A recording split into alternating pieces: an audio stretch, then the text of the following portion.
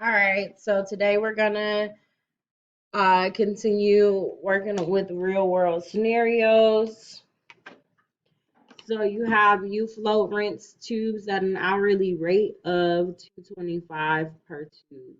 At the end of the float, tube renters must find their own way back to you float to return the tubes and to return their cars.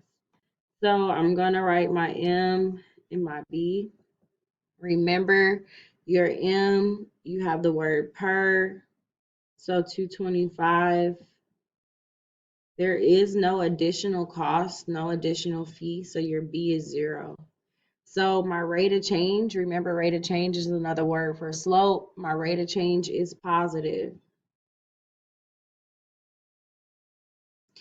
and it is 225. Okay. Well, 0 is just 0, so we'll just put positive because it can't be negative, and it's 0. Okay.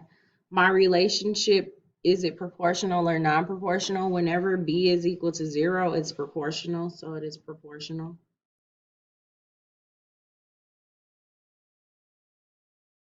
So in the form of y equals mx plus b, my m is 225, y is equal to 2.25x.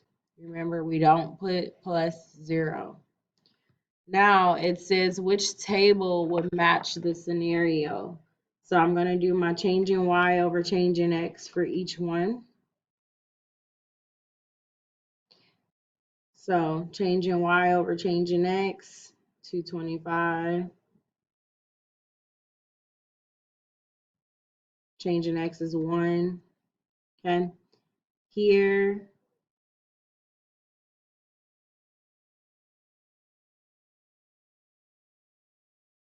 225. Change in y over change in x, 1. So I notice both have the same slope, but now I need to look for my y-intercept. Well, when x is 0, what's the y value? So when x is 0, y should be 0. So this would be the table that matches because it has a y-intercept of 0. This one does not have a y-intercept of 0. So this would be my table that matches the scenario. Now I'm going to take a look here, which graph. Well, if I just simply start with my y-intercept, I know this graph will match because this y-intercept is 0. Okay, b is equal to 0. Here, b is equal to 2. But even, let's say both of them had a y-intercept of 0, and I need to figure out my change in y over change in x. Okay,